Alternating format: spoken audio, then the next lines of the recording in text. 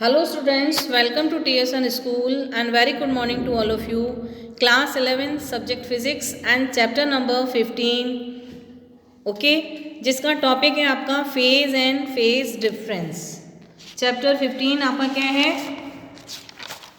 It's name of this chapter waves and part number 1, 2, 3 हम कर चुके हैं. आज आपका पार्ट नंबर 4 है phase and phase difference. Okay students, आपका देखिए phase and the phase difference क्या है. Phase of a wave, phase of a harmonic wave is a quantity that gives complete information of the wave at any time and at any position. It is equal to the argument of size or cosine functions representing the wave. जिसका आपका wave क्या होता है? y is equals to a sin omega T minus के x plus phi naught. Okay, where phi is equals to omega T minus के x plus phi naught is the phase at position X and time T. Position X and time T, जिसमें आपका first point क्या आता है? Phase change with time.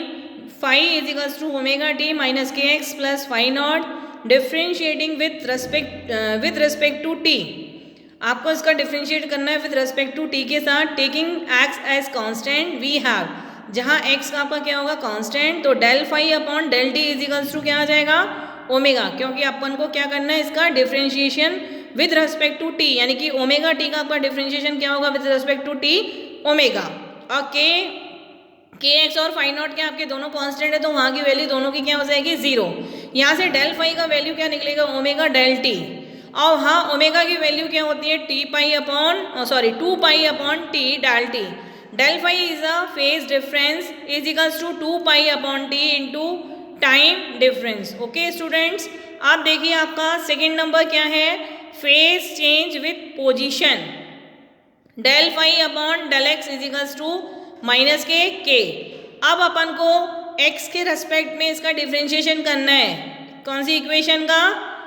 This equation phi is equals to del phi minus के x upon k x plus phi naught. तो x के respect में differentiation करना है, तो माइनस के आपका के आएगा, जहाँ ओमेगा टी और फाइव नॉट दोनों वैल्यूज क्या हो जाएंगी? आपकी जीरो. तो del phi upon del x is equals to minus का k. Del phi is equals to cross multiply करेंगे तो माइनस के डेल एक्स. के का वैल्यू क्या होता है? Two pi upon lambda minus K two pi upon lambda del X. जहाँ डेल फाइव आपका क्या है? Phase difference is equals to two pi upon lambda into path difference minus two pi upon lambda. और ये आपका del x क्या? Path है, यानी कि दो पाथ के बीच का डिफरेंस. ओके स्टूडेंट्स, अब देखिए इससे रिलेटेड अपन न्यूमेरिकल करते हैं. आपका न्यूमेरिकल नंबर 1 क्या है? A string of mass 2.50 kilogram is under a tension of 200 newton. The length of the stretch string is 20 metre. If the transverse jerk is struck at one end of the string, how long does the disturbance take to reach the other end? Okay students, अब इसका देखिए solution. Speed of transfer wave का formula क्या होता है? v is equals to root के अंदर t upon m, जहाँ टेंशन वैल्यू आपका कितना दिया हुआ है? 200 न्यूटन. मास पर यूनिट लेंथ, यानी कि m is equals to m capital M upon L, वो आपको कितना दिया हुआ वैल्यू? 2.50 अपॉन 20 किलोग्राम पर मीटर. ओके, अब जो वेलोसिटी का आपका फॉर्मूला है रूट के अंदर टी पाई अपॉन एम, जहाँ टी का वैल्यू आपका कितना है? 200 न्यूटन और एम का वैल्यू क्या आपका? 2.5 अपॉन 20. ओके, 2.5 और 20 आपका कहाँ पहुँच जाएगा? ऊपर. जीरो से जीरो कैंसिल, तो आपका वैल्यू कितना आएगा? 8 इंटू 20. 8 इंटू 20 यानी कि 16. 8 इंटू 0 इंटू 20 यानी कि 1600. और रूट में 1600 का वैल्यू क्या होगा आपका? 40 मीटर पर सेकेंड. आपका ये वेलोसिटी का वैल्यू कितना निकला? 40 मीटर पर सेकेंड.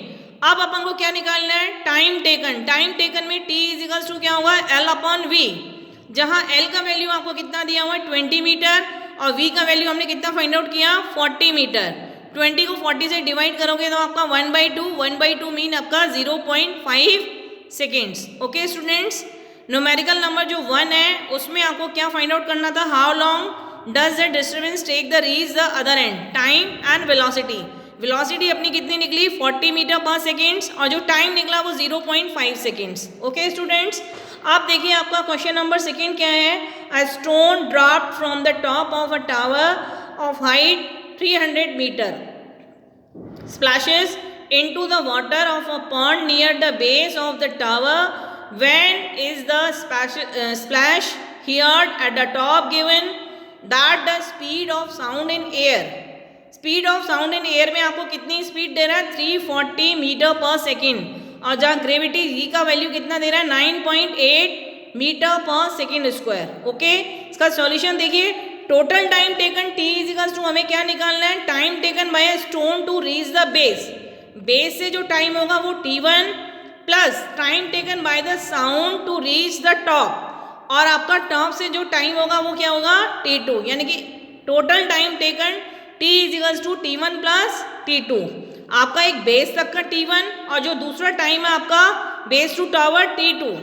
ओके, और रिलेशन आपका एक होता है लो आपका क्या होता है motion of slow, laws of motions में आपकी एक इक्वेशन आती है h equals to ut plus half gt square. इसमें u की वैल्यू क्या होगी आपकी 0, क्योंकि ऊपर से किसी को नीचे फेंका गया है तो यानी कि वहाँ पे इनिशियल वेलोसिटी क्या होगी आपकी 0 और इनिशियल वेलोसिटी आपकी u क्या आपका 0, तो h में रिलेशन क्या निकलेगा हाफ g t1 स्क्वायर। आपका ऊपर से नीचे बेस तक के आने में जो टाइम क्या है आपका t1, फिर ऊपर तक बेस से टावर तक t2। अभी अपन का बात हो रही है बेस तक में यानी कि t1 h equals to half g t1 square. यहाँ से t1 का वैल्यू क्या निकलेगा, t1 के साथ क्या आपका स्क्वायर, तो t1 इजिकल्स टू रूट के अंदर 2h अपॉन g।